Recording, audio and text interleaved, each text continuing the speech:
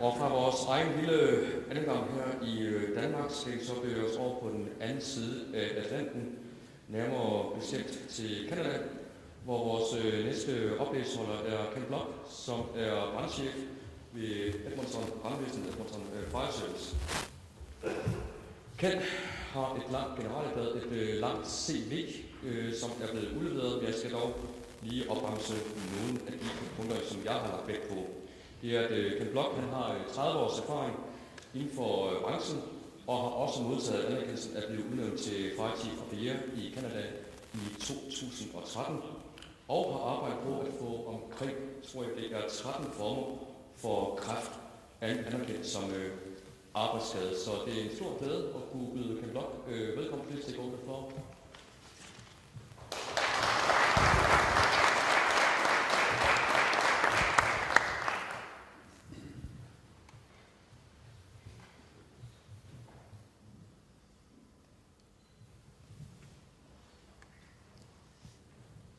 Well, thank you very much, and hello. It's such a privilege to be in your beautiful country. I must say we got in the day before yesterday, and we're able to walk around and see the history, get a sense of the history in Copenhagen, and it's a fantastic opportunity. I do want to certainly thank Lisa Lott-Glitz, the chairman, president of the Firefighter Council Organization, Tony Kier. Such a privilege to come and I guess share with you my experience as a chief fire officer in Canada and talk about this very, very important topic of occupational cancer. Just briefly a little bit about myself. I've been in the fire service for 35 years. Again, such a privilege to be involved with the great people, the men and women of the fire service. I currently have the privilege of serving as the president of the Metropolitan Fire Chiefs Association, and have been on the executive board of the Metropolitan Chiefs for the last 6 years. And as I say, I'm currently the sitting president. For those who may not be familiar with Metro Chiefs, we are the largest cities internationally, and these are cities with full-time fire services of at least 350 members, so the larger fire services internationally. And again, my privilege to be here on their behalf as well. On the bottom of this page, you'll see where I was the president of the Edmonton Firefighters Union for 3 terms, 6 years earlier in my career. And I must say that I learned much during that time of being president. And I'm proud to say that I am a firefighter. I spent 27 years on the trucks responding to fires, and certainly I'm proud to say that. Introduce you a little bit to my city of Edmonton, Alberta. We will certainly talk about Alberta's journey to presumptive cancer coverage for firefighters, and talk about the opportunities after you're successful here in the Nordic countries with the legislation, some of the opportunities that present themselves.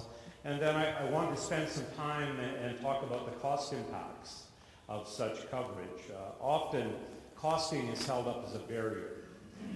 Many elected officials, many chief fire officers are of the belief that no one can afford such coverage. And I'm proud to say that with over a decade of experience in Edmonton, we found that to be not the case. And in fact, this is very doable and in fact the right thing to do. Again, a little bit about my city. We have a large area of coverage, over 700 square kilometers.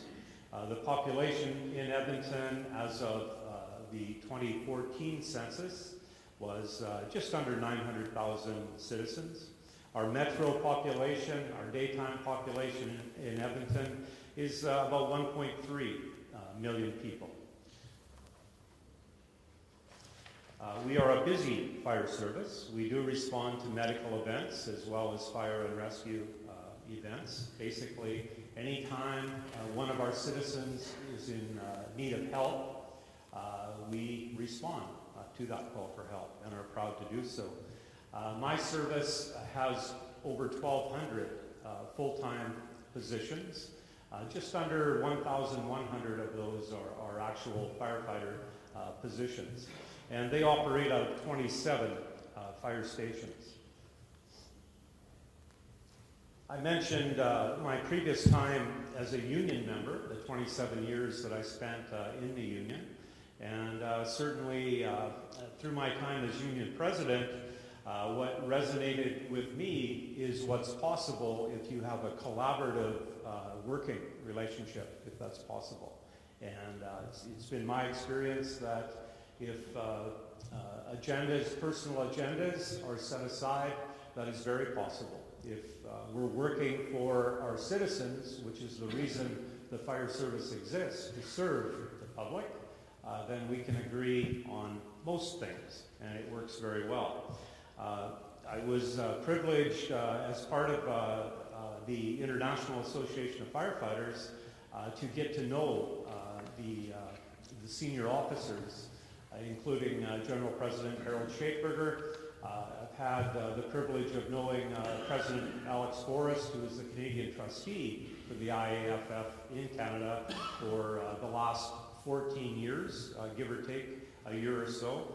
And I can tell you that the union that I have the privilege of now working with in this labor management relationship is a very strong partner. And I look at them as a partner in dealing with issues that affect the fire service. I need to talk a little bit about what personally motivates me. And certainly the terrorist attacks in New York City in 2001 really placed the fire service, at least in North America, in much more in the public's eye. The public, for the first time, and the elected officials really got a sense of what firefighters worldwide know, that when there's trouble, firefighters run into a situation when other people are leaving. And, you know, we go into that emergency event on the emergency scene to mitigate and make the situation better. And certainly on September 11th, 2001, that's what the brave FDNY, the firefighters in New York City, were doing. The public in the World Trade Center towers were trying to escape, and the firefighters were there to help them. It resonated so strongly when those towers collapsed, and those of us in the business would certainly know that those towers were full of firefighters trying to help people. And at the end of the day, there were 343 who lost their lives trying to help. And they did help. They helped tens of thousands of people get away, get out safely. I made a personal commitment to myself that for whatever time I had left in my career, I would work toward the betterment of occupational health and safety for firefighters. At that time, in 2001, I was the union president in Edmonton, and my career has been one of opportunity, and I now find myself in a position where I do have influence to better the occupational health and wellness of firefighters. In the previous presentation, certainly Lisa Lott covered this so well. Tommy, our scientists, covered things so well here and have set this up. But in my mind, the firefighters are the most important part of the fire service. It's the men and women of the fire service that are essential to deliver that important safety service to our citizens.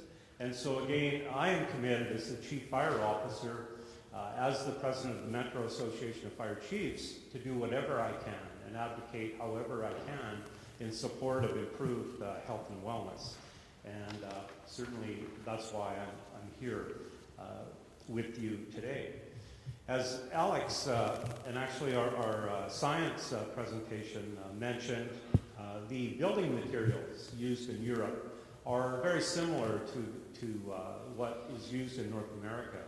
I mentioned that I had the good fortune to walk around Copenhagen and certainly enjoy a pint or two in a couple of your pubs. And the construction here is identical. And so when there's a fire, and certainly Alex touched on this, when there's a fire in Denmark or Norway or Sweden or Finland or Iceland, the products of incomplete combustion or the smoke contain the same carcinogens as the fires that we have in North America. And so it's critically important, I believe, that the same coverage that we have the benefit of having in North America is extended here in Europe. That's very, very important to the firefighters that serve our citizens. A little bit about the journey to the legislation in Alberta. Certainly our Alberta regulation, the legislation was introduced in 2003. We were the second province in Canada after Manitoba to I guess, make the case and have success with the legislature, with our elected officials. And we're very proud of that. Again, in 2003, so 12 years ago. Certainly the impetus to creating this presumptive cancer coverage for Alberta's firefighters was to protect those who regularly expose themselves to hazardous environments while protecting the citizens that they serve. This next chart will show you the cancers that are covered. Tommy had a very similar chart in his presentation. What I would draw your attention to here are the blue lines. So in 2003, we had a number of cancers that were introduced under this legislation. It was revised in 2005 to add lung cancer. And then there was another revision in 2010 to add additional cancers. And the most recent revision to the occupational cancer bill was in 2011. So introduced in 2003 with revisions in 2005, 2010, and 2011. And my point here is that the elected officials have quickly come to understand that cost is not the barrier, and I'll get into that later on, and that in fact this is the right thing to do. What they found is that the public supports legislation like this. The public have high trust and regard for the firefighters in North America. I'm hoping that's the same here in Europe. And you know, this is legislation that is embraced by elected officials from all parties. And it's something that you know, I know Alex and myself are both very proud of. Wherever this has been introduced, it has actually served to bring political parties together because it is an issue that they can't agree upon. It's the right thing to do, to support firefighters who, of course, serve the citizens. In 2012, Alberta also took another very significant step with occupational illness recognition and recognized post-traumatic stress disorder, or PTSD. And so, as you can read here, the Workers' Compensation Amendment Act was changed to allow first responders, including firefighters, police, sheriffs, and paramedics, to receive compensation for post-traumatic stress disorder without having to prove that their condition is work-related. And I included this in my presentation because it's very, very important. Trauma, the post-traumatic stress disorder, is an emerging issue that, again, I'm sure is no different in Europe than it is in North America. Very significant. And trauma, mental trauma, affects the fire service workers, our firefighters, at very high rates. And very important that we recognize that as well. However, that may be another presentation. Certainly important to the firefighters in North America. So, I talked a bit about my career. 27 years as a firefighter, privileged to serve as union president for 3 full terms. and then had the opportunity, after a brief period of stepping away from the President's chair, to become a deputy chief, and then the fire chief in Edmonton. And again, what an honor that is. One of the first things after I became fire chief in Edmonton was we hosted the Metro Fire Chiefs Conference. And a wonderful gathering. Again, these are the largest fire services internationally gathered in Edmonton. And there was a presentation in Edmonton at that conference by the National League of Cities, which is a very powerful municipal body in North America, primarily in the United States. And the presentation was calling into question the science that presumptive cancer legislation was based on. And what they really did was wrote an article just questioning all aspects of the science that was out there. As a new fire chief, I was very concerned about that, because I felt that the science was solid. And so I was pleased that as I talked to my fellow chief fire officers from around the United States, Canada, and internationally, that they felt the same. They were quite concerned about the strategy that the National League of Cities were undertaking. And what that told me was I was in the right organization. When I left the union to become a chief fire officer, there's an element of concern that you've gone to the dark side, so to speak.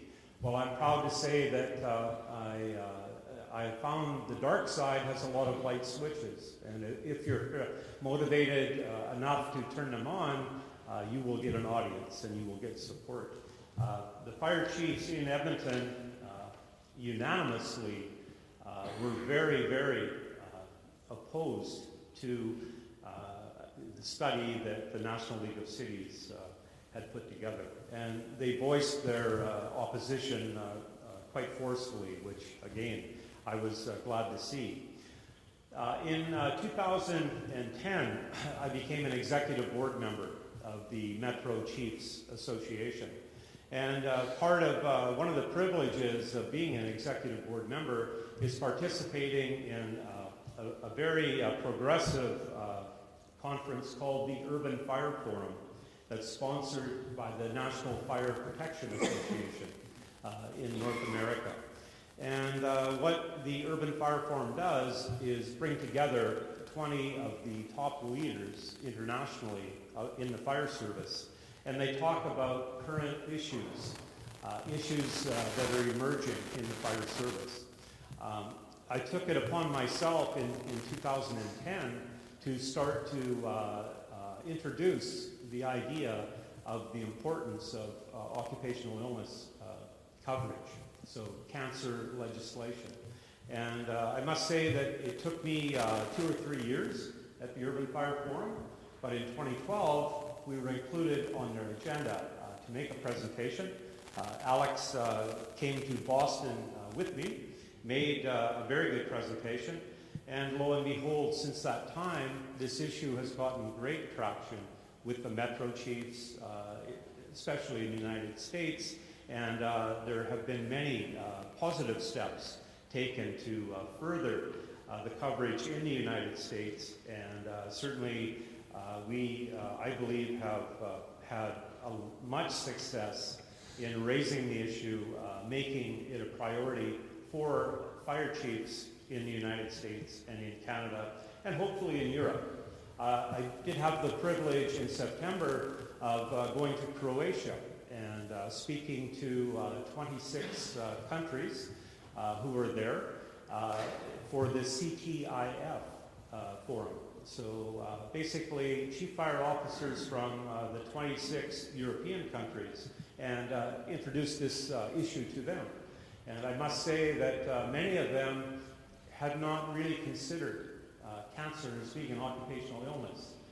I'm proud to say that that's now on their radar, and we'll see how that progresses. But they are at least aware of what's going on in other countries, and that's a good thing.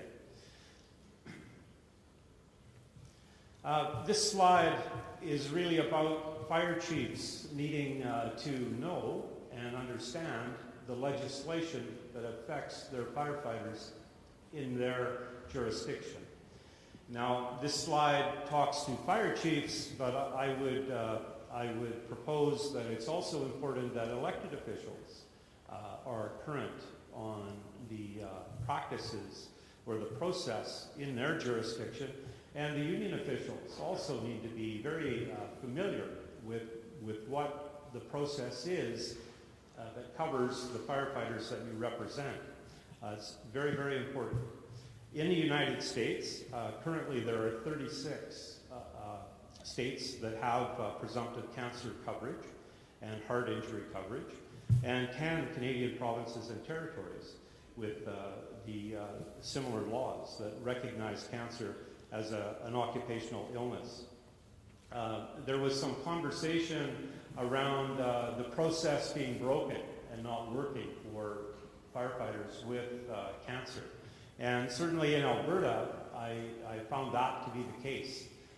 In Alberta, prior to the introduction of the legislation, there was not one firefighter with a cancer that had ever been covered. Not one. That should tell you something. I can tell you now that it's routine. We have the 14 cancers in legislation, and now there's no question. If one of my firefighters develop one of the occupational cancers that are recognized, they are immediately placed on workers' compensation benefits. And that's the way it should be if they meet the latency criteria.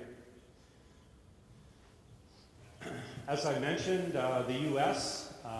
Has had much progress. 36 states that are covered. They are in green on the map, and the rest that are not are in red, and we're working on those. And there will be traction there. I can tell you there are a number of those red states that are, in fact, very close to moving forward with the legislation. In Canada, there are 9 provinces and territories with the legislation we speak of. Again, Alex is the foremost expert in Canada and actually internationally on this subject, but I believe, Alex, there's progress in all 3 of the provinces in Canada that do not yet have this coverage in a legislation form. After the legislation, there are opportunities that I would like to talk about, spend a little bit of time on. Health and wellness programs are critically important to the well-being of our firefighters. So once we had the legislation passed in Alberta, then we advocated, and again I was the union president at the time, with a good working relationship with our fire chief, and we actually did a budget presentation and talked about the need of moving forward with a health and wellness program. Now that we recognize that cancer was an occupational illness, it was really incumbent upon us to develop a health and wellness program to get ahead of the curve and to prevent cancers and to hopefully diagnose them at the very early stages where they're treatable and you have a successful outcome. Of course, the earlier you get a diagnosis, the better chance of having a successful outcome. Our health and wellness programming in Edmonton, and by the way, once our elected officials appreciated the need and appreciated that, in fact, our provincial government was recognizing cancer as an occupational illness, they willingly funded a very progressive health and wellness program. So speaks to the point of working with your elected officials to understand exactly what this issue is about and how we can best prepare ourselves to deal with it. In Edmonton, our health and wellness program involves medical every year for every one of our members. There are baseline testings that are done, so blood enzyme level tests. a heavy metal test, of course, a chest x-ray, things like that. A number of pre-screening tests, if you will. Early detection of cancer is very, very important. I can share with you through our health and wellness program, we have diagnosed many of our firefighters in very early stages, and many of them have returned to work very quickly after having the cancer treated successfully, and they're thriving in their career and still providing for their family. Of course, that's important. The physical fitness aspect of the health and wellness programming is very important. Diet is very important. Part of this health and wellness program are educating our firefighters on dietary choices, if you will.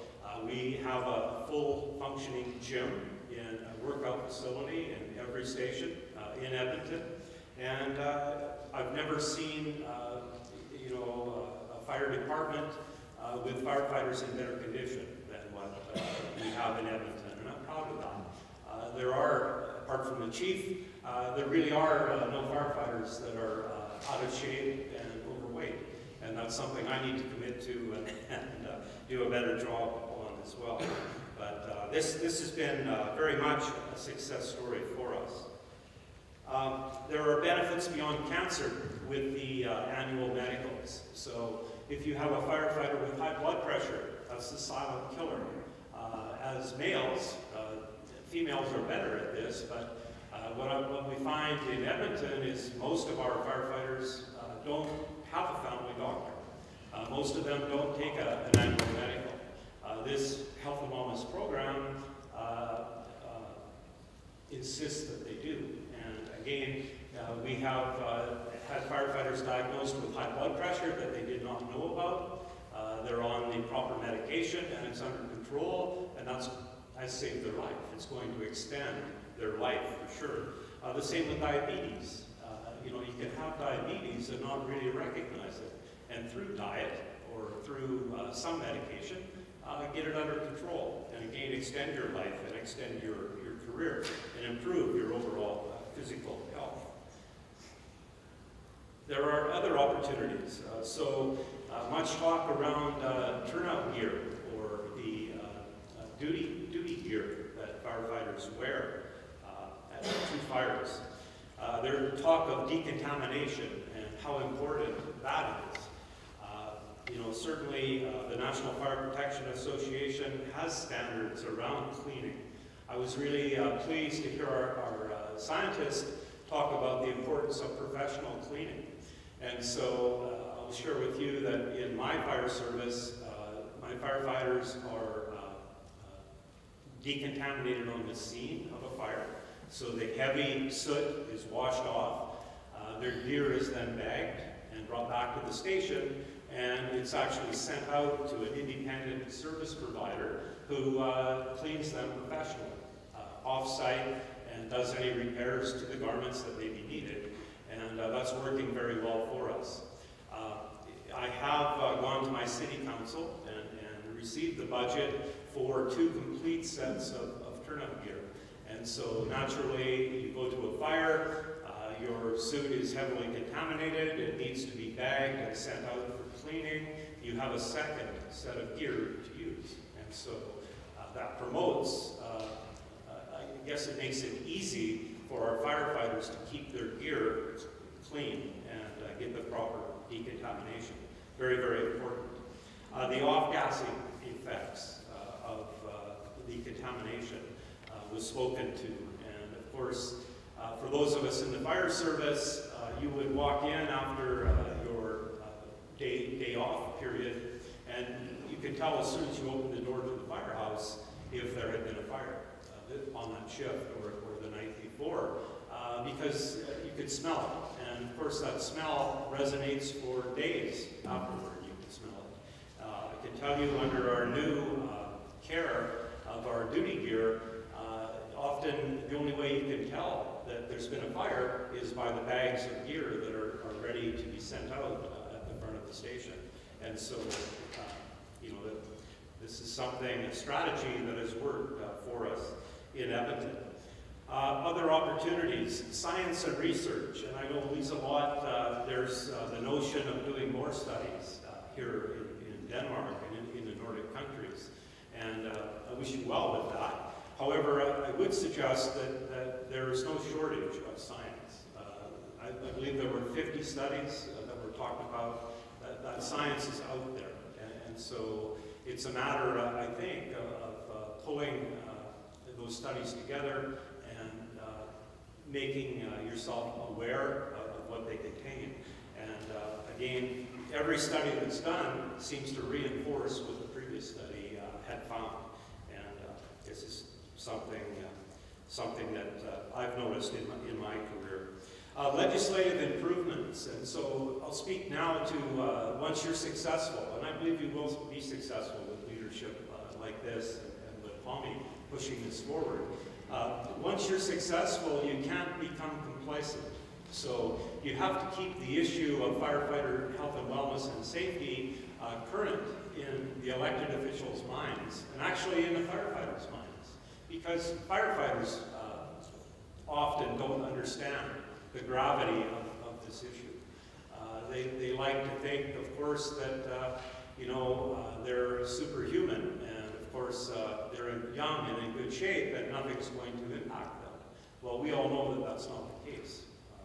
To Alex's point, after years of going to fires, you are exposed to so many carcinogens that can take a tremendous toll. So keeping that science and research current in everyone's mind is very, very important.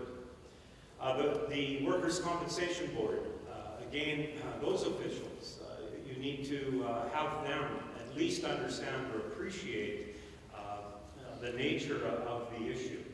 And of course, they'll take a different position. They do like to say no. It seems to be inherent in their business model to be denied claims. And that's been our experience in Canada. However, after the legislation, of course, they're unable to do that. Now, Alex is going to touch on this, I believe, but the legislation, and this is critical, it is rebuttable. And so while it's presumed that one of these 14 cancers is related to your occupation as a firefighter, WCB are able to argue that we don't agree. And then it's up to them to, I guess, prove scientifically that that firefighter wasn't made ill through his work responding to fires and being exposed to all of the carcinogens, which we all know is virtually impossible. That's why there were never any claims accepted before we had the legislation, because it's virtually impossible to point to one fire and prove that that's where I received the exposure that led to the cancer. So it's much about education and awareness. The next group of slides, again, I think are very, very important.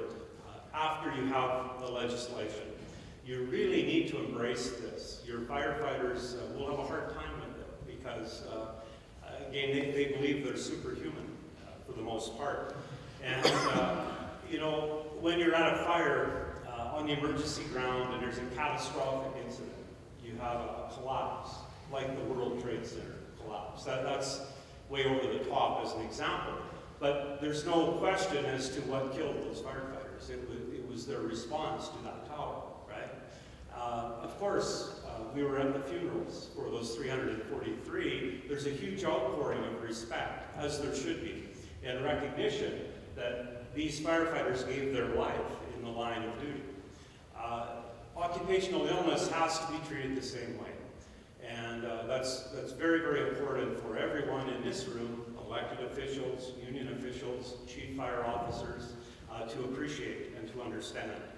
And believe me, it takes some time to do that. And so these are pictures from Canada of funeral services for line of duty deaths. In Edmonton, I've worked with my association, with the union president and his executive board, to develop a line of duty death protocol. And so I would really advise that you go down this road. And so it's a booklet that really, if a member passes away on the emergency ground or because of an occupational illness, it's a guide, really, that takes you through every step of the process after the death, and very, very important. And I'm talking from placing the flags to half-mast to the type of funeral service that you have, and everything in between. And so, certainly my contact will be on the screen at the end of the presentation. And if any of you would like a copy of this protocol, we can certainly provide that, and we'd be happy to do so. At the bottom of my slide are the elected officials and the city manager. I must say that it's very, very important for your elected officials to understand why a line of duty death has been declared for an occupational illness, and hopefully to support that. With the city manager, very, very important as well. The fire chief is really recognized as the subject matter expert when it comes to the fire service. And we need chief fire officers to assume that role and to own that role. And so when you do have a death through occupational illness, it takes some courage to inform the city manager that this is going to be treated like a line of duty death. And what I have found is that you will be questioned. I can tell you I've been questioned many times. Is that the right thing to do? I step into those shoes as the subject matter expert and say, absolutely, and here's why. And that conversation generally lasts about 45 seconds, and the city manager says, okay, as long as it's the right thing to do. He's good with it, and he supports it. And very, very important. In Canada, we memorialize our firefighters, both at the municipal level or city level.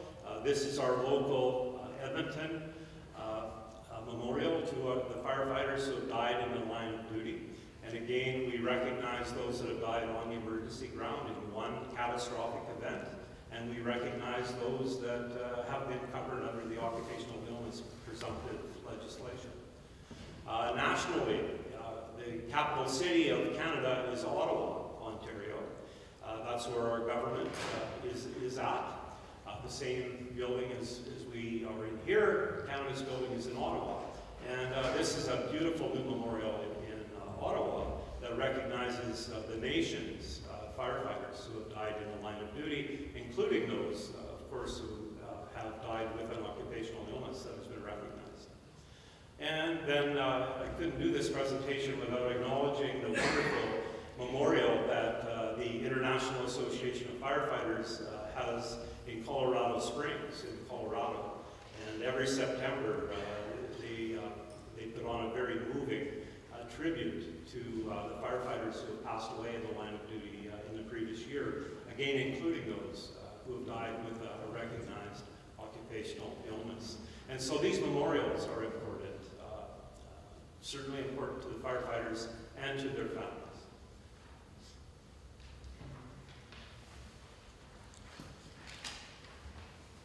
I think we've covered that. So now, I'm going to get into the part of the presentation that I am very passionate about, and that's the costing. And so often when unions or an interested elected official tries to advance this notion of presumptive cancer legislation, quickly the science is appreciated, and I think we're to the point now where the science is what it is, and there's no questioning it any longer. Believe me, exposures that firefighters have fighting fires during their career cause cancer. There's no question about that done. That's agreed. Where people will start to really have perceptions, or where the barriers are around costing. So often officials will say, we can't possibly afford this. There's just no way. So it's for that reason. We accept that, yes, it would be the right thing to do, but we cannot afford it. Well, I'm here to tell you that that's not the case. And I base that on my experience. So should cost be a barrier? The answer is no, it should not. Developing this legislation is the right thing to do, and costing should not be a barrier. So as I go through my slide here, in Alberta, I'll give you a bit of our statistics. We have approximately 14,500 firefighters in our province. We have a large landmass, a large province. 4,000 of those are full-time firefighters, and 10,500 are volunteer, casual, or part-time. Alberta has a scheme for workers' compensation benefit coverage that uses a premium-based costing system. And what that means is, you're not, the costs are not really assessed across the 14,500 firefighters. They're assessed across all of the workforce in every occupation in Alberta. And so, in comparison, the number of firefighters to the number of workers that are covered under the WCB scheme are very small. And so the costs that are incurred are virtually negligible. They've made hardly any impact to the big overall cost of coverage in Alberta.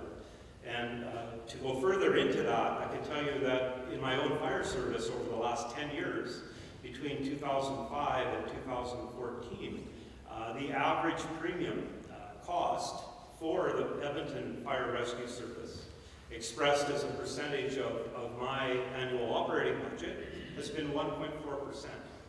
Now that's not just for cancer, that's for all injuries that are covered under our workers' compensation.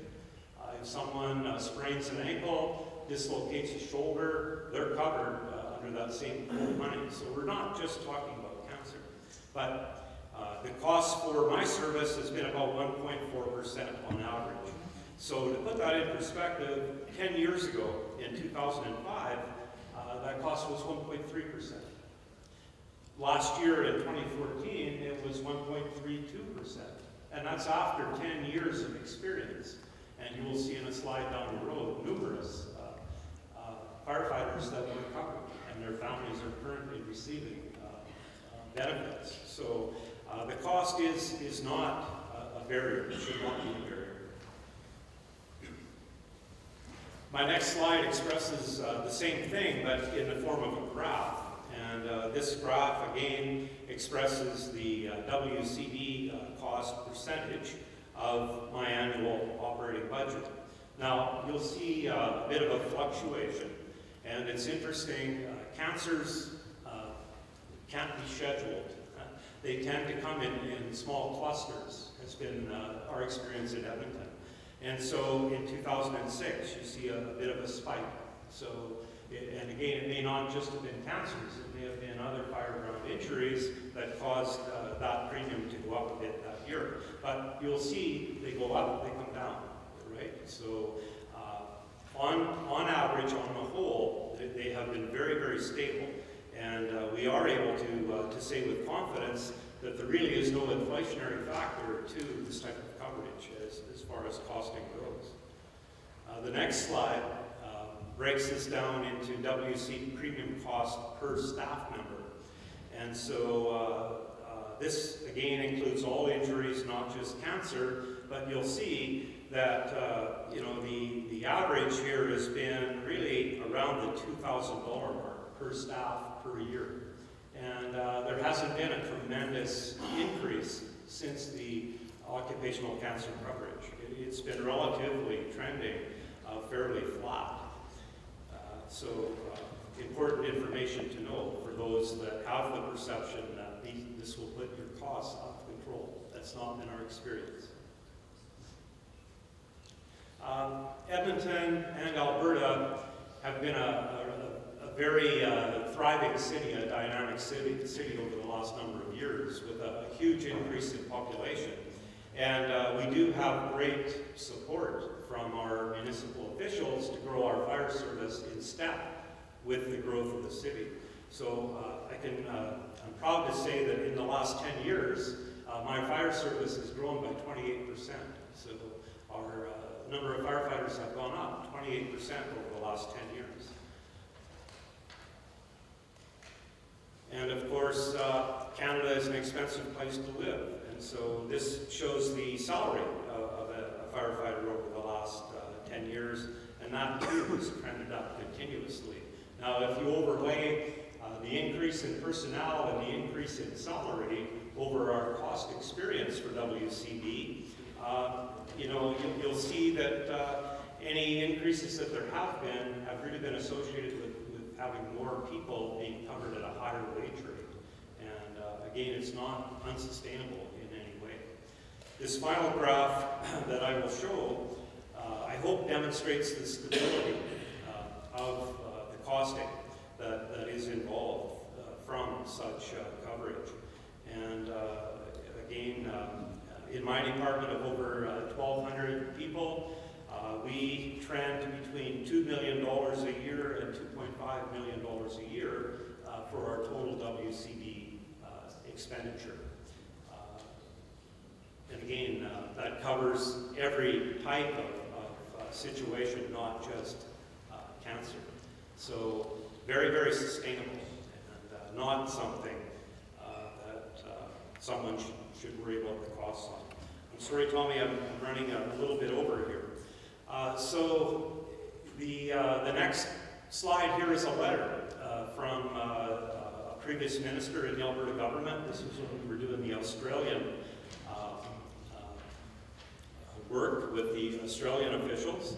And really, again, this just pointed out, and the minister has written this in his letter, that this had unanimous all-party support.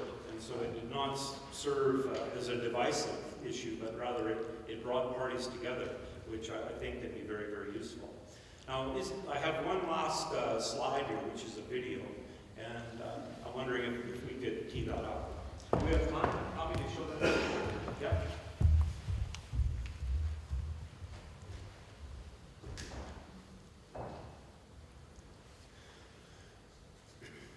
So the video you're about to see was really the lobby that was done in Alberta. And firefighters from across the province answered a call to the legislature. They came to hear this. I rise today to pay tribute to Alberta's firefighters, the toughest, most physically fit group of workers. A bill that would give firefighters automatic WCB benefits for certain kinds of cancer. Paul Wyndham was diagnosed with leukemia in October. It's going to be very important to the other firefighters, perhaps, who get cancer in the future. Conservative MLA Richard Magnus tabled the bill. The link, statistically and every other way, has never been an argument. We know they get cancer from fighting fires, and it's the right thing to do. This is Paul Wyndham just a few months ago taking chemotherapy. Now firefighters like Wyndham have to prove their cancer is job-related, and the WCB assesses each case separately. The legislation would make coverage automatic. When you have a cancer, it's devastating, and when that happens, a firefighter should only have to worry about getting well, looking after himself, his family, and the cover, and the compensation should be the last thing on his mind. Last June, Manitoba became the first province in Canada to pass legislation for automatic coverage. Tuesday, Alberta's minister responsible said he didn't support the idea. By Thursday, Clint Dunford had changed his mind. I still don't like the idea of shifting burden of proof, but we follow caucus guidelines on this, and so we'll have a look at it. The change of heart could be because of the Premier. Ralph Klein says he's solidly behind the bill, and he's playing to public opinion. In defense of Clint, he's playing by the book. But, politics isn't always playing by the book. Politics is representing people. That's what the word means. Wyndham says getting WCB benefits is a big relief for cancer victims. Because you're not worried about, getting your wages and that, the stress level goes way down. Whatever the reason for the government's decision, firefighters are over a huge hurdle. The bill is set for a free vote in the next 2 weeks. Lyle Cott, CBC News, Edmonton.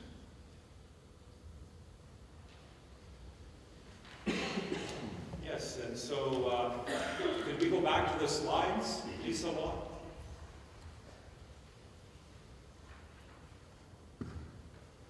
Excellent.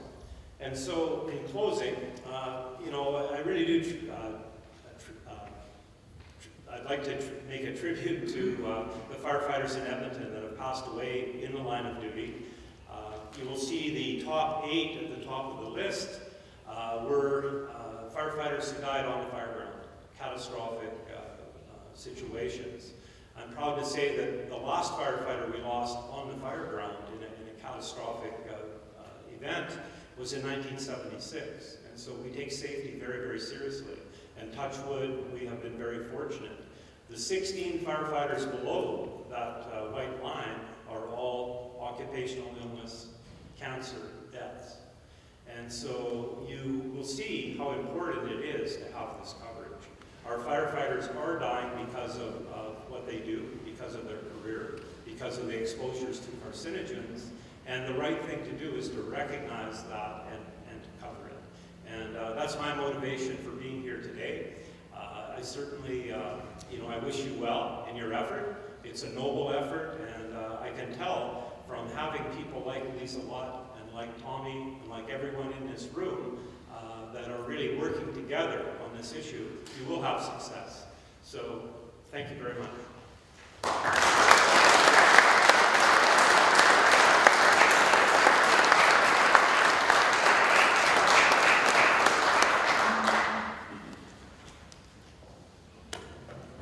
Thank you so very much for your fine presentation and inspiration. Now it's time for questions. We just have for 5-10 minutes for questions, and the question can be asked in both Danish and English.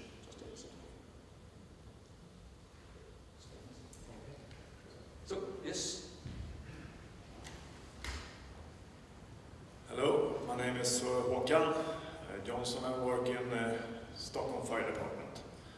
I just wonder, after you have this board slide, the last 20 years, I have diagnosed as colon cancer, and after 20 years you have the benefits of getting paid, or is it if 10 years does it get paid then, or how? Yeah, so great question. So the latency with colon cancer is 20 years. And so that's based on the science. So that doesn't mean that a claim couldn't be filed and make the effort to have coverage at 10 years. However, under our legislation, it would not be automatic. So we would have to make the argument that, in fact, in this individual, he was affected by colon cancer as a result of his career, and it would be more involved. Yes, so the success wouldn't be guaranteed, but certainly we would make every effort to advance it. Det var svar på dit spørgsmål. Andre? Ja, Mathias. I'll ask you in English as well.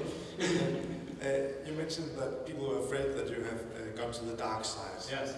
But it is the active firefighters that look like Darth Vader. But can you elaborate on what is blocking fire chiefs from working for this issue that is concerning the dignity of their workers?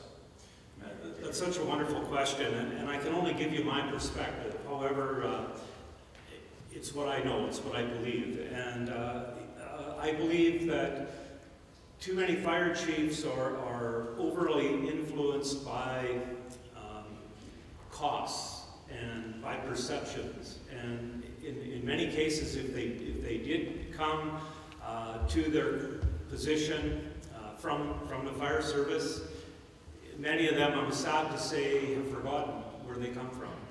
And so we need more fire chiefs that haven't forgotten where they come from and appreciate that the men and women of the fire service are essential. And that's where your value and recognition needs to be, is on the people. Because without the people, you have no fire service. And so, like you, I have a hard time understanding how chief fire officers aren't more supportive. However, sadly, in some situations, that's the case. And what I would say, and this is another presentation, is that we need strong leaders who don't forget where they come from to aspire to those positions. And believe me, they make the best chief fire officers. I'm biased, but I believe that. And I think we have an example of that in Edmonton, where we've had great effect. And our public trust is like 99% in Edmonton. Our elected officials love our fire service. And that's because of, I believe, the men and women that help our citizens every day. It's because of them, right? And that's what fire officers need to remember. More questions? For lunch? That seems not to be the case, but I will want to say that it's really what I was listening to, that you said that the bill about the post-traumatic stress syndrome, that's not correctly related. I guess that Tommy and Thomas here will be most challenged when we listen to that. Because I guess we have something, I guess we have a huge job to do. And also when you stressed, when you mentioned that the 36 US states and I guess 10 provinces in Canada actually recognize cancer as an occupational illness. So I guess we have a lot to learn from you, and I guess that, again, thank you so very much for your inspiration and your fine presentation. So thanks so very much.